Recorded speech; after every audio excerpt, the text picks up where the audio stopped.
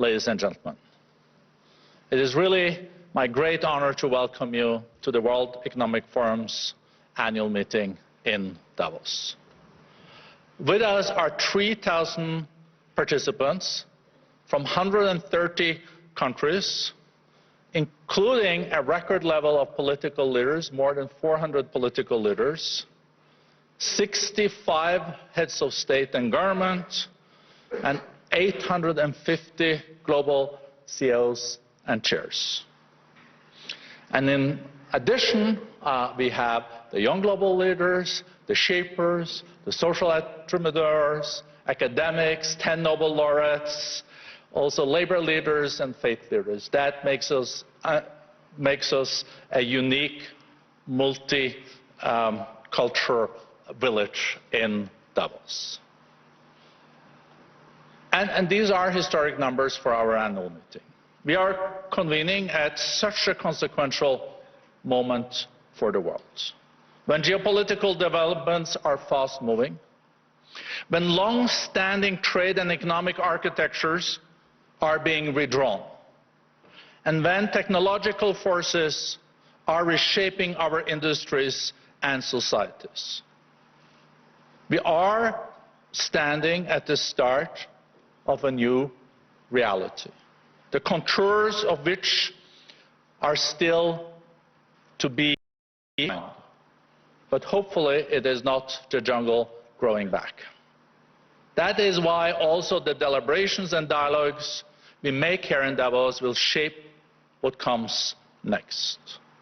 Countries and companies are finding new ways to work with one another, finding the way like water to advance common agendas even in more uncertain times.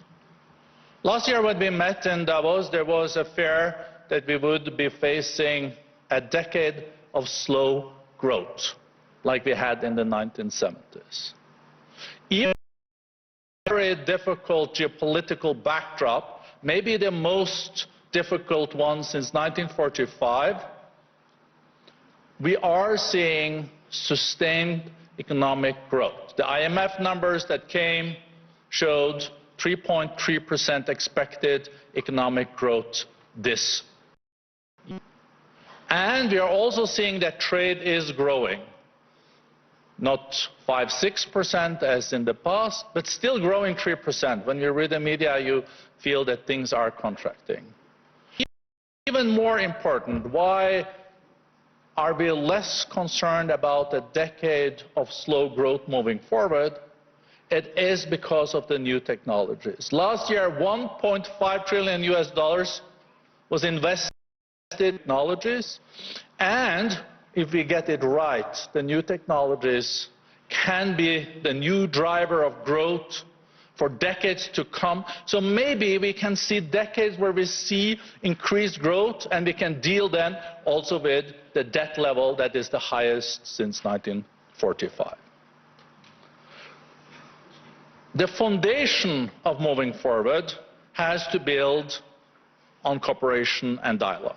It is the only way to identify shared interests and chart pathways forward together. This is why the theme of this year's annual meeting is the spirit of dialogue.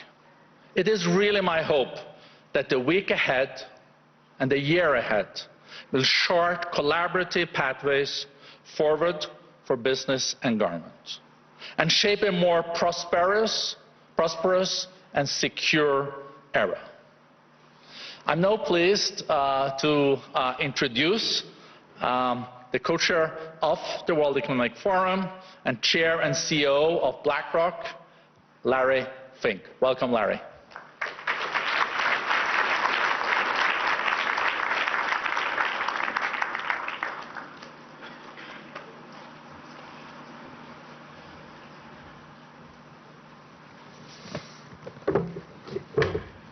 Good morning, everyone.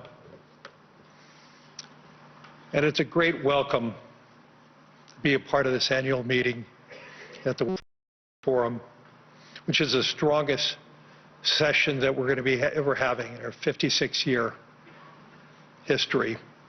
This week, as Orga suggested 850 CEOs and chairs are here. 65 heads representing governments, representing actually 40% of the world's population. And alongside, we have some of the world's most innovative entrepreneurs, some of the world's most innovative startups, and we have some of the most impactful civil society and NGO representatives. In fact, we believe that outside the United Nations, this gathering of global leadership of the post-COVID period of time. So thank you for being a part of that. But now we have a harder question to ask all of us. What do we do about it? And will anyone outside this room care what we're doing here? Because if we're honest, for many people, this meeting feels out of step with the moment. We hear all about the elites. And how does that play out in an age of populism? How does an established institution make a difference in an era of deep institutional mistrust? And there's some truth to the critique. I believe in this forum for a long time. I certainly wouldn't be leading this if I didn't believe that we can change and make the world better.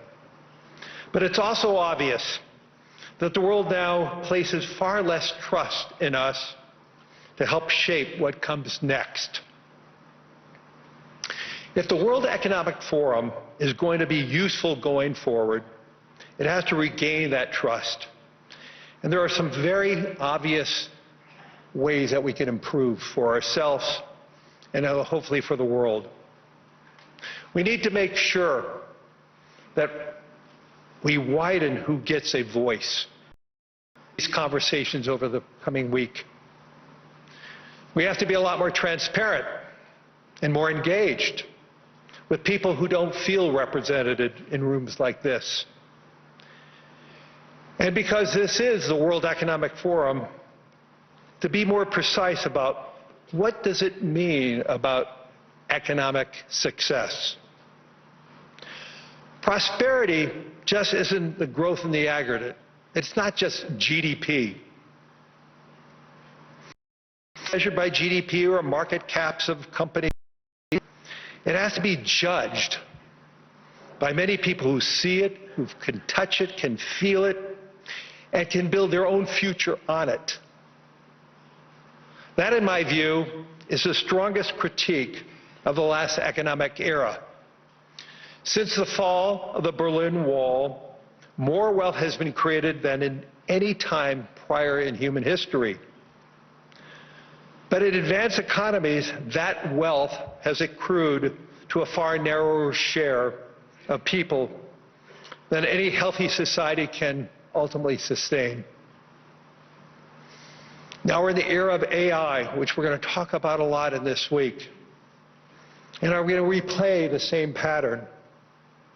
Early gains are flowing to the owners of models, owners of data, and owners of infrastructure. The open question, what happens to everyone else? If AI does to white-collar works that globalization did to blue-collar workers, we need to confront that today directly. It is not about the future. The future is now. Now with abstractions about the jobs of tomorrow, but with a credible plan for broad participation in these gains. This is going to be the test. Capitalism can evolve to turn more people into owners of growth instead of spectators watching it happen. And that kind of change is truly hard, especially in a world of competing ideologies and assumptions about how the system should work. Which brings me to the second way Davos can change who gets invited to these conversations. This forum cannot be an echo chamber, and we should want panels where everyone doesn't always agree. We need panels where we can have true conversations, maybe some overt disagreements, but through that, we can have a deeper conversation. And then we can have maybe deeper understanding of each other's views. You can already see the shift in who is here this year. That doesn't mean the goal of everyone to leave having to convince themselves that they're right. The objective over the week is not agreement, it's understanding. It's sitting with people who disagree with you, taking their arguments seriously, their viewpoints seriously, and being willing to admit they might be right, or they might have something that will help you evolve your opinions better. And there's a deeper challenge. Many of the people most affected by what we talk about here will never come to this conference. That's the central tension of this forum. Davos is an elite gathering trying to shape a world that belongs to everyone. That is why this year's theme is the spirit of dialogue, because dialogue is the only way a room like this can earn the legitimacy to shape ideas for people who aren't in the room. And besides, the world needs some more good faith conversations with people who don't typically talk to one another. I think that most people, at least intellectually, know that finding a common ground with a stranger is a hopeful thing. It restores your faith in humanity a bit. But how often does it actually happen? Hopefully a little more happens now. But how often can we make it happen? Because dialogue, especially the listening half of dialogue, is what the World Economic Forum needs in going forward. We need more of it. For 56 years, the World Economic Forum has been synonymous with Davos. And that's likely to remain true for a long while. But you should also see the World Economic Forum start doing something new, showing up and listening in places where the modern world is actually being built. Davos, yes, but also places like Detroit and Dublin, or cities like Jakarta or Buenos Aires. We need the mountain to visit everyone, to be a part of everyone's life. So in fact, that's why I agreed to take on this role after Klaus Schwab, whose more than a half-century of work, together with an extraordinary, dedicated group of men and women at the World Economic Forum, made this gathering possible. Opportunity to make this forum more transparent, and I thought this was the surest way to rebuild trust. When people can see in the room about the debates, about the participation, and about the conversations, and maybe a lot more understanding. That approach may fail in other gatherings. In this one, it's going to work. Because for all the caricatures of this forum, the people who come here, the people I know, aren't here to congratulate themselves, aren't here to pat themselves on the back.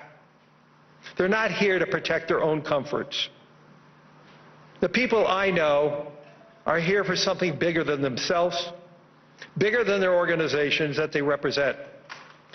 I believe in economic progress should be shared.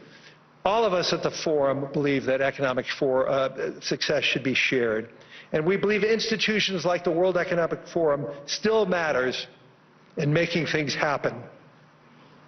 So let's remember this during the week about real conversations. Let us all commit to listen, to learn, to understand. And if we can all do that, we will all for that. Thank you. And now my co-chair.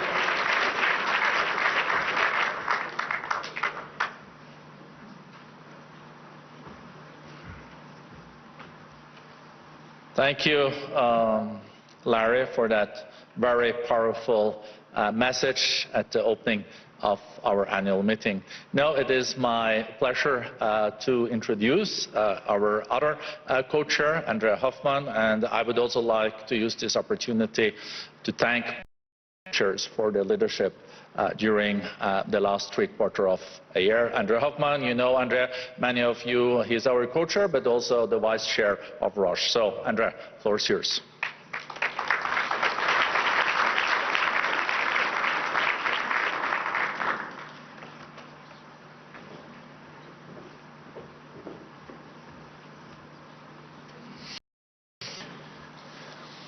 Your Majesties, Excellencies, distinguished forum partners, ladies and gentlemen, it is now also my turn to welcome you here in this meeting placed under the of dialogue. At a time when science confirms that humanity has already transgressed 7 of the 9 planetary boundaries, as highlighted in a planetary health check in September 25 from the Potsdam Institute, the challenge before us is no longer one of just awareness, but of action, making the need for collectivity, decisive leadership and meaningful dialogue more urgent than ever, as Larry just underlined. For over half a century, leaders from across the globe have regularly gathered here in Davos, in Switzerland, to confront the defining challenges of our time. This was done as a community bound by shared responsibility for our collective future. This tradition, born from conviction that the great questions facing humanity demand dialogue against their differences, has never been more vital than it is today. At a moment when the world confronts profound questions about growth, about innovation, about technological transformation, and about our planet's future. At a moment where we need spaces where diverse voices can be heard, where we need just and safe places where diverse voices can be heard. At a moment where complexity must be examined from multiple perspectives so that we gain the insights we desperately need. This is why the World Economic Forum exists. Since 56 years, it is the international organization for public-private cooperation. A space where government, businesses and civil society come together and generate the insights that emerge when worldview actively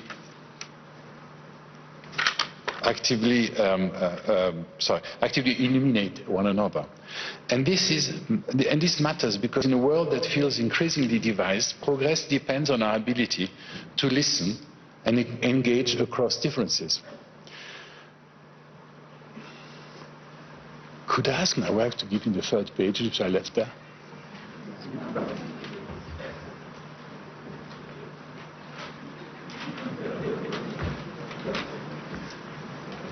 As you can see, you can be prepared, but also a bit clumsy in delivery. Sorry about that.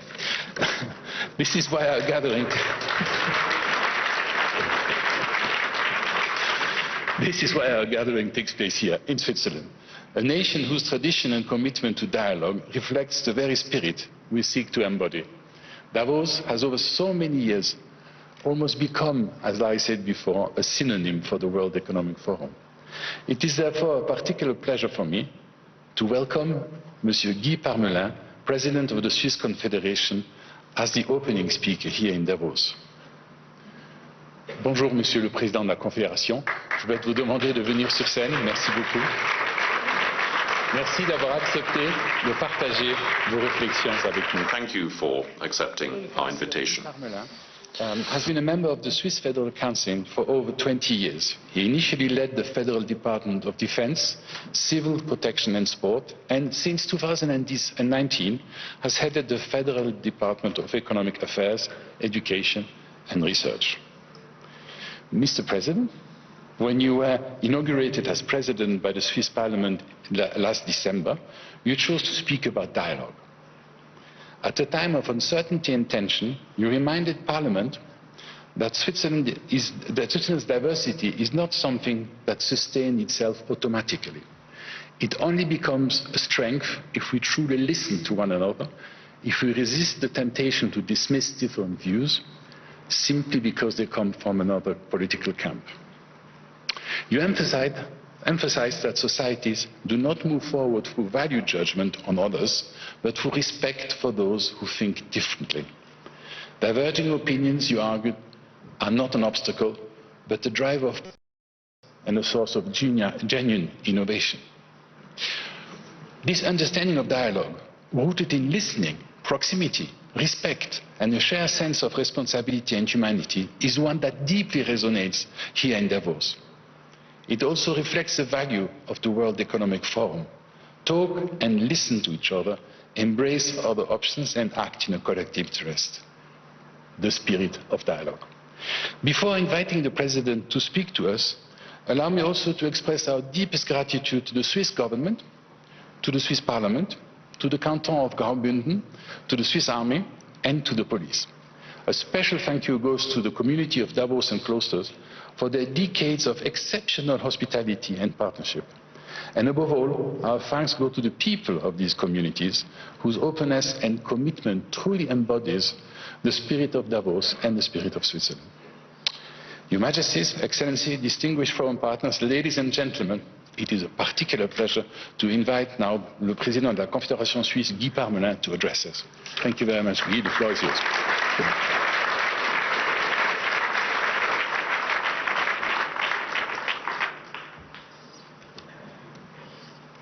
Je vais parler français. Monsieur Hoffman, I shall speak French. Mr. Hoffman, Monsieur Bender, Mr. Fink, Mr. Bender, Excellencies, ladies and gentlemen. ma qualité de président de la Confédération My suisse, quality as President of the Swiss Confederation, I'm particularly happy to welcome so many heads of state to this annual meeting of the World Economic Forum. This is particularly meaningful in a year which started with a tragedy for our nation, and Switzerland would like to thank all of the nations concerned for the support and solidarity they expressed during the disaster in Crans-Montana. It is extremely impressive to see how energies can be mobilized by such a disaster, how it can strengthen international cohesiveness and unity. This must go beyond, of course, the particular or dramatic events. It must pervade the relationships between our countries, because it is only together that we can find solid and lasting solutions to the major challenges of our time. 2025 offered up a number of challenges: geopolitical, economic and digital upheavals on a global scale. They can be seen everywhere. They permeate our daily lives and even extend to the World Economic Forum, for which the past year was not a walk in the park. This edition, with its many distinguished guests, attests to the importance of resilience and dialogue in the bedrock of our institutions and their ability to cope. 2026 has barely started, yet there are indications of upheavals to come and potential flashpoints. Ukraine, Gaza, Sudan, and now Venezuela and Iran, to few. In terms of economic policy, protectionism is on the rise all over the world. In addition, there are many unresolved issues about the role and control of artificial intelligence that remain unanswered. This should come as no surprise. For humans, standing still is not an option. Or to quote philosopher Henri Bergson, to exist is to change. This year will be marked by technological advances, as well as economic and security concerns. The rapid rise of AI is set to deeply transform the fabric of our societies. The changes it brings will be visible at every turn, and in every area of human life, the economy, government, in our day-to-day lives. They're changing the way we work, communicate, and make decisions. As such, they present both risks and opportunities. Digital transformation will bring the dangers of cybercrime, disinformation, but also exciting prospects, particularly in the field of healthcare. Technology is never inherently good or bad. It is what we make it. And to make it a positive ally, its users must have a deep sense of responsibility. Change is not just a matter of speed. As Economic Affairs Minister trained in the School of Life, I'm well placed to explain that lasting success depends on early and forward planning. This is a rule that applies to many other sectors, where investments do not generate immediate returns. I'm thinking of research, which also falls under my remit as minister. Long-term thinking is necessary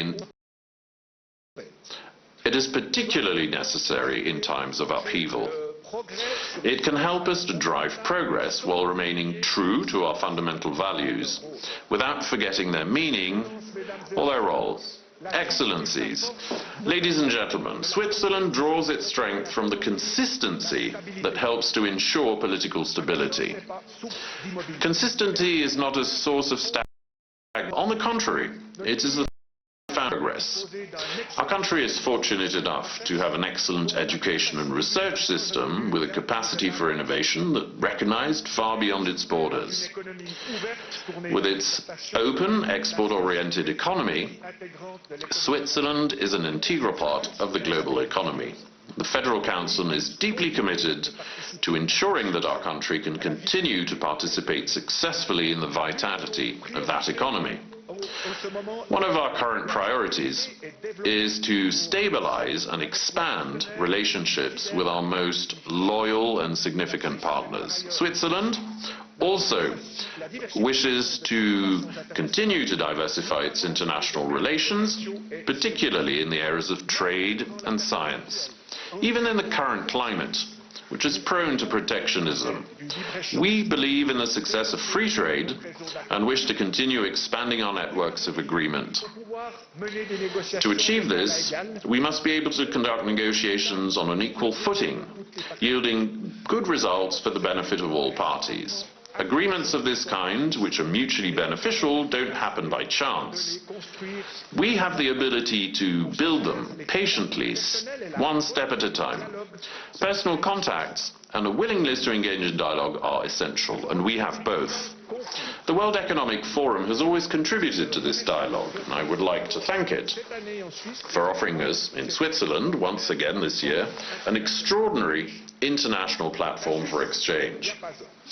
Switzerland is in tune with this. As a neutral nation, it is able and willing to assume its responsibilities in favor of based international order, international law, human rights, and free trade. These values have always defined us. This year, Switzerland is taking on a particularly demanding task in chairing the OSCE, Organization for Security and Cooperation in Europe. However, our country's diplomatic also lies in its recognized practice of good offices, for which International Geneva provides a stage commensurate with the challenge at hand. Switzerland is always available to play a part. Ladies and gentlemen, our different positions offer us unparalleled prospects on the evolution of our worlds and the dangers that threaten it. They also provide us with the necessary overview and connections to address these changes with the appropriate means and in a concerted manner. Society, science, economics and politics must interact in a spirit of partnership. Otherwise, problems can only be addressed in a partial and imperfect manner. Let me add that it also takes courage to take on a task of this magnitude with the ambition of seeing it through to completion. The courage to innovate, to remain true to one's values, to ask for assistance or advice when necessary. The courage to make a long-term commitment, as wise do when faced with the slow and relentless pace of nature.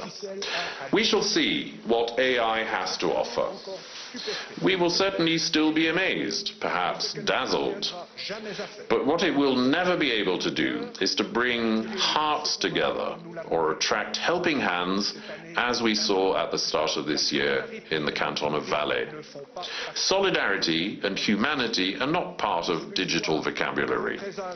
I see this as a good omen for the future. Many thanks for your attention.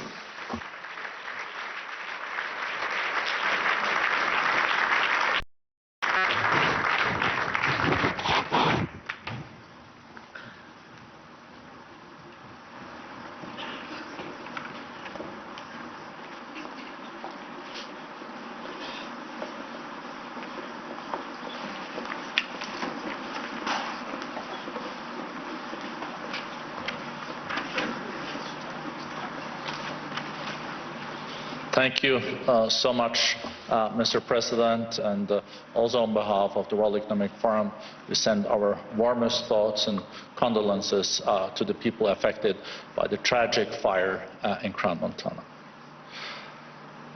Ladies and gentlemen, it is really my great honor to welcome one of the most influential and respected leaders on the global stage today. President Ursula von der Leyen, a stateswoman whose leadership has helped define and shape Europe's direction in an era of historic uncertainty. Madam President, you have guided the European Union with clarity, resolve, and strong sense of purpose through some of the most demanding moments in history. Under your leadership, the European Commission has advanced a bold agenda for strengthening Europe's competitiveness with upholding its core values. As President of the European Commission, you have championed a Europe that is competitive yet fair, open yet resilient. On the global stage, you have been a clear and consistent voice for multilateral cooperation, support for Ukraine, and a rules-based international order. At a time when leadership is tested not only by crisis, but by choices made for the future, your voice offers both direction and reassurance. Please join me in welcoming President von der Leyen. Madam President, the floor is yours.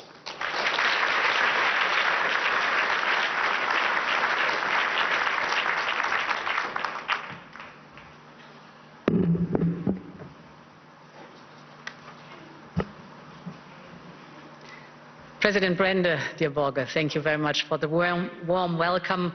Your Majesties, Excellencies, ladies and gentlemen, indeed, it is now 56 years since the first meeting here in Davos, and the idea of the founder, Klaus Schwab, was to create a platform to discuss the issues and the ideas of the day. Of course, the world has completely since 1971. But the original has remained, as we just have heard in the speeches. So I was delighted that you have gone back to your roots with this year's theme, a spirit of dialogue. Because this spirit is all the more important in a world that is more fractured and more fractious than ever. 1971 was the year of the so-called Nixon shock, and the decision to delink the US dollar from gold. In an instant, the foundations of the Bretton Woods system and the entire global economic order set up after the war effectively collapsed. But it also had two major effects.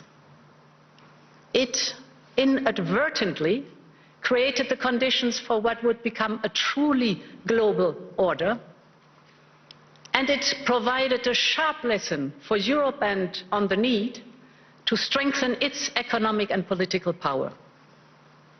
It was a warning to reduce our dependencies, in this case on a foreign currency.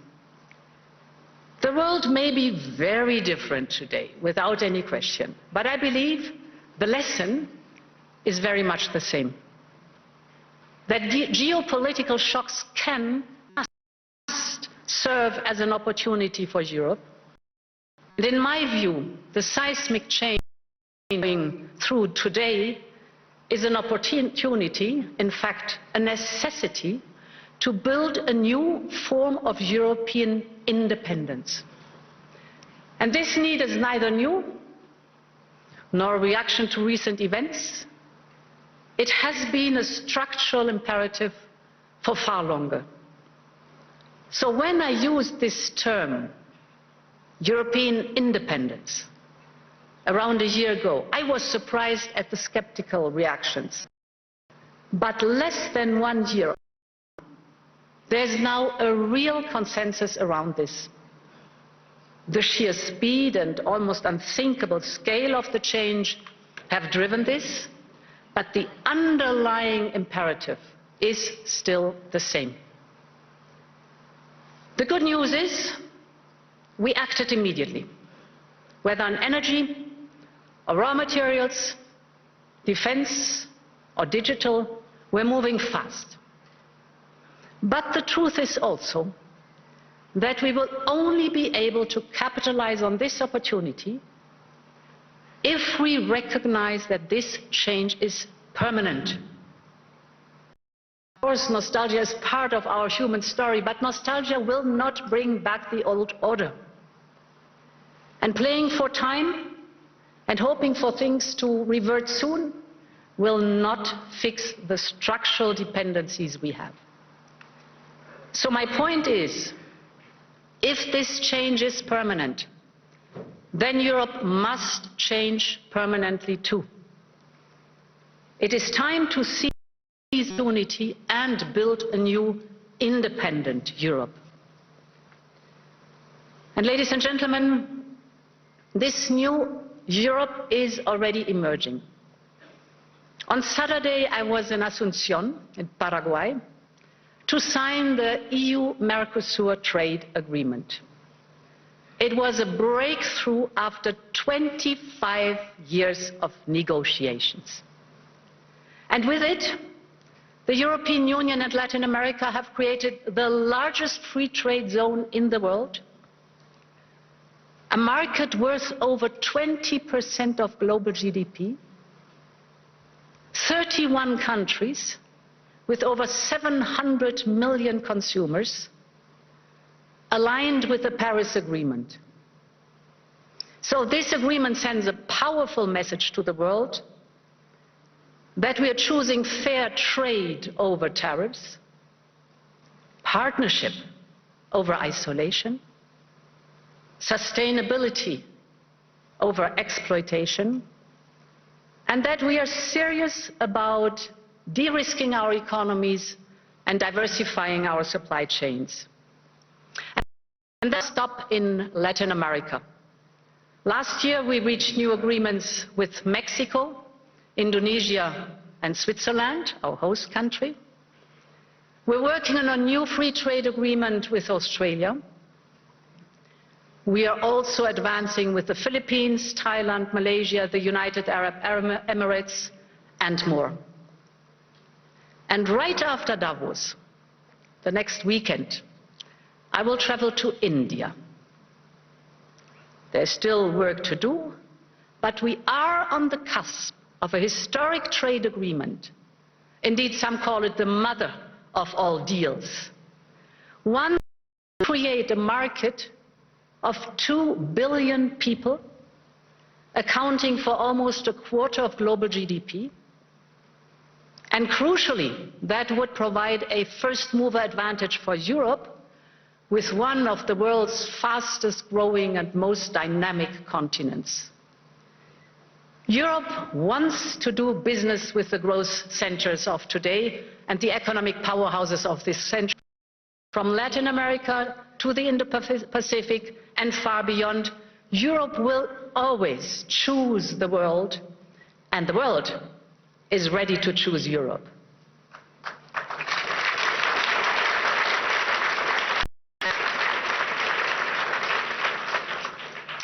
And ladies and gentlemen, this reality also reflects the fact that Europe has all the assets it needs to attract investment.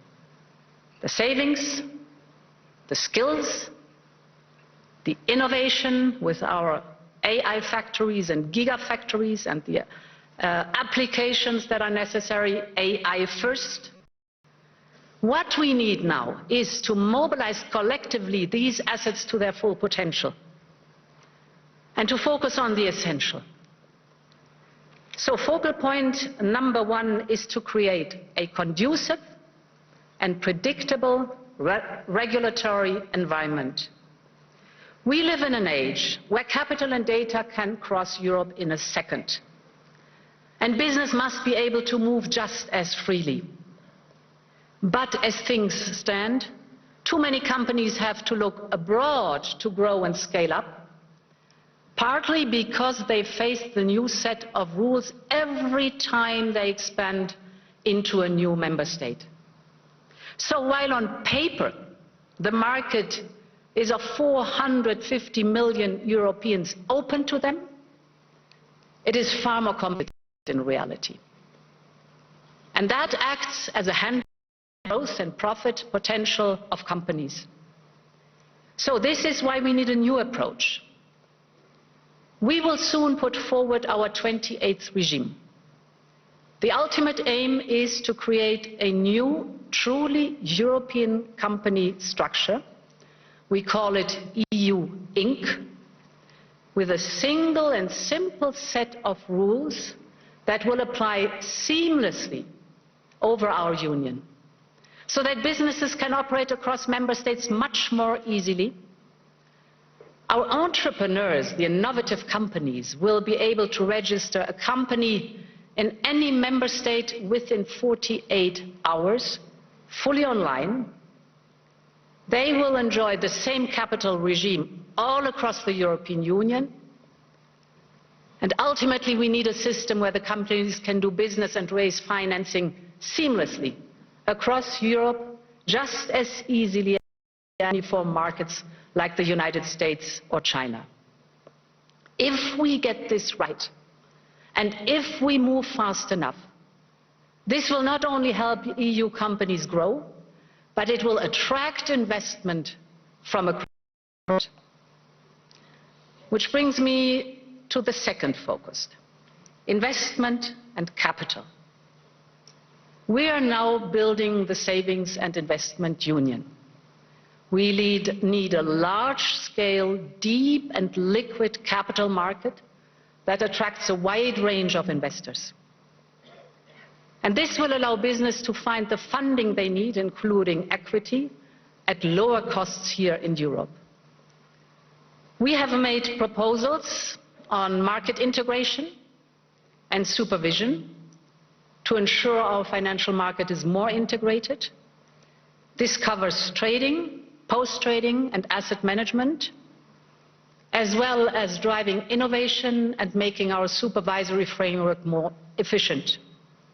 This will help ensure that capital flows where it is needed, to scale-ups, to SMEs, to innovation, to industry. And the third priority is to build an interconnected and affordable energy market, a true energy union. Energy is a choke point for both companies and households. And just look at the dispersion of prices across European electricity hubs.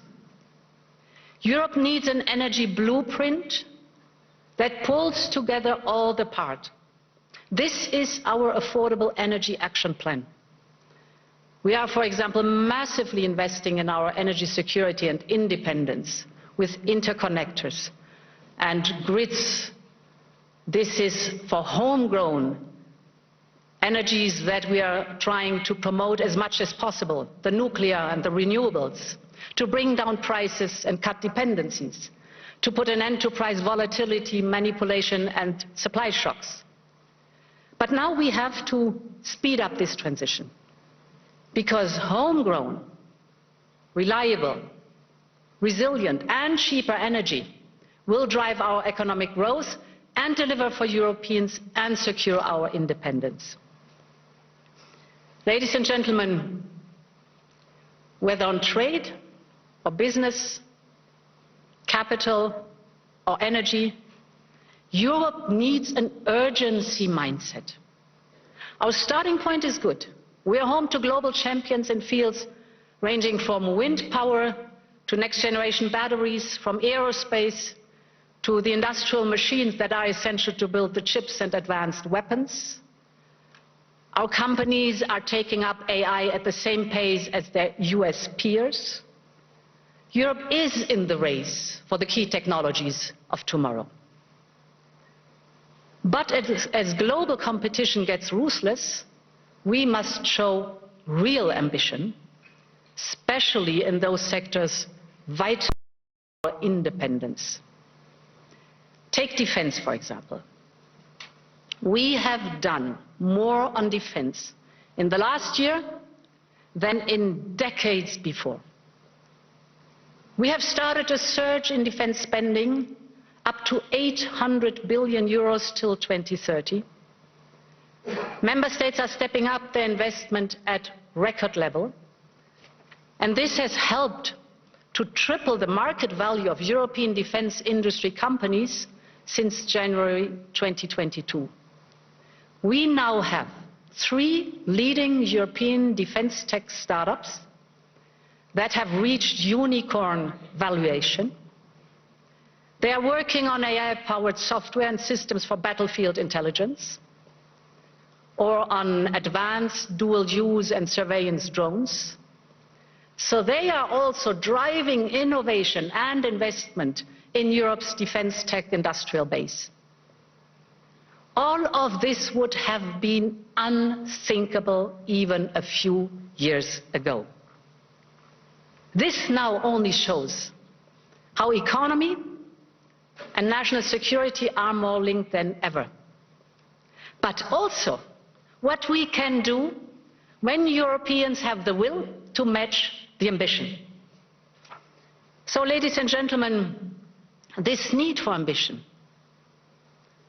is most important when it comes to the security of our continent. In just over a month, we will mark the 4th anniversary of Russia's war of aggression against Ukraine. 4 years on, Russia shows no sign of abating, no sign of remorse, no sign of seeking peace. On the contrary, Russia is intensifying its attacks, killing civilians every day as we speak.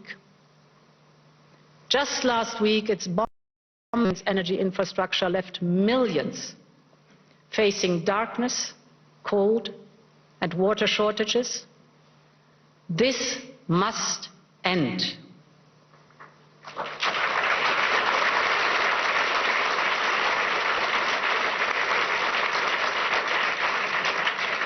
We all want for Ukraine.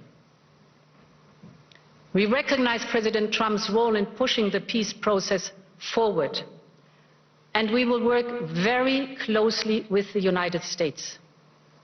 And we all agree that therefore Ukraine must be in a position of strength to go to the negotiation table. And this is why we Europeans have decided to provide Ukraine with a loan of 90 billion euros for 2026 and 2027. We make sure that Ukraine can bolster its defense on the battlefield, strengthen its defense capabilities for a peace agreement, and keep basic services running. Above all, it reaffirms Europe's unwavering commitment to the security, the defense, and the European future of Ukraine. And in parallel, we decided to permanently immobilize the Russian assets and that we reserve the right to make use of them. This should serve as a stark reminder to Russia and as a message to the world. Europe will always stand with Ukraine until there is a just and lasting peace.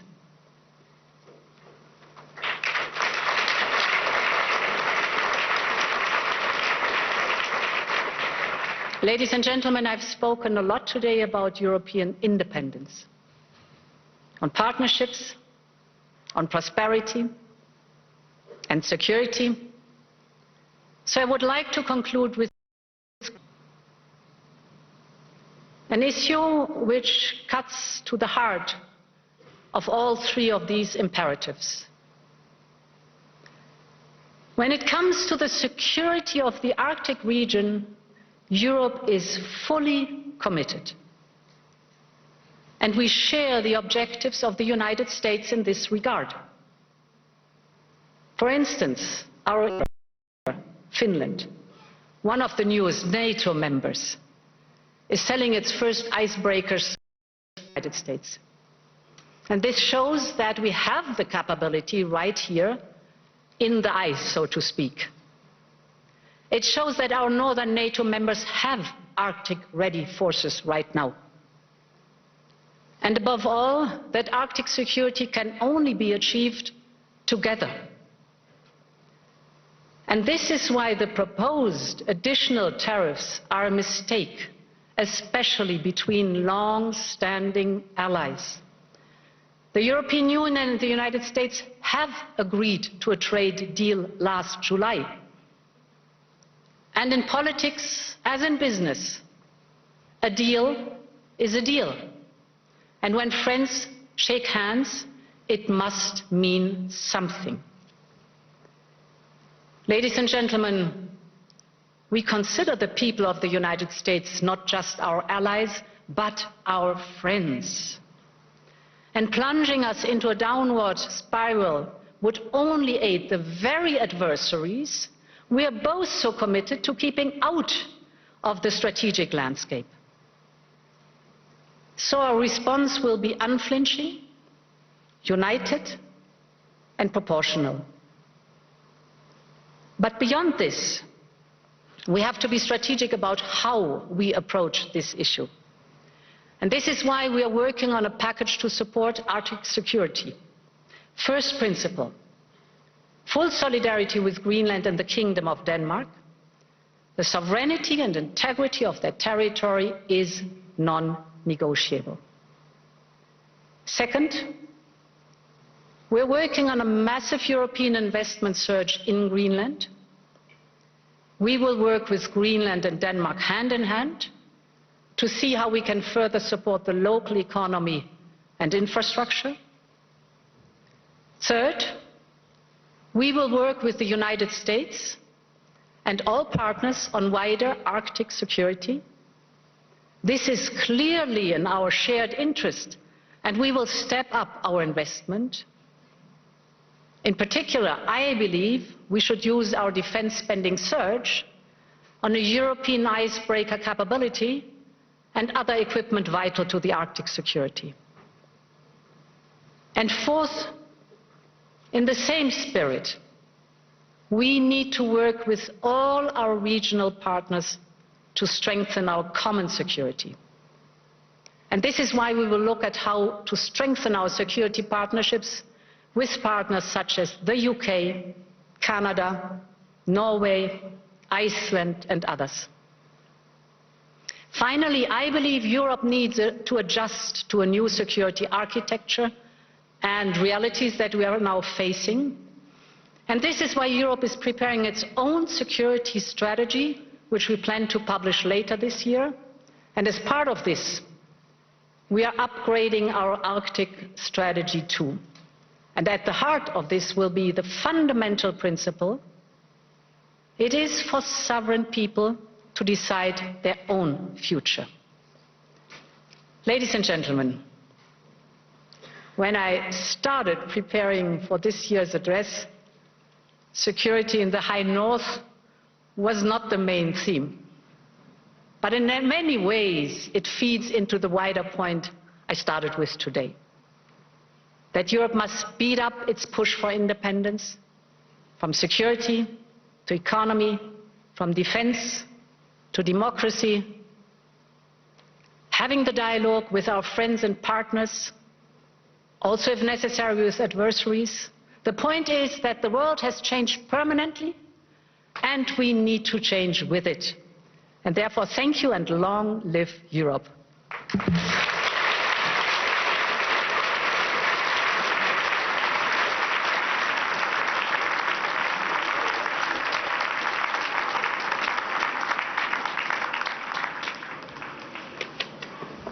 Madam President, there is not much to add, but a big thank you.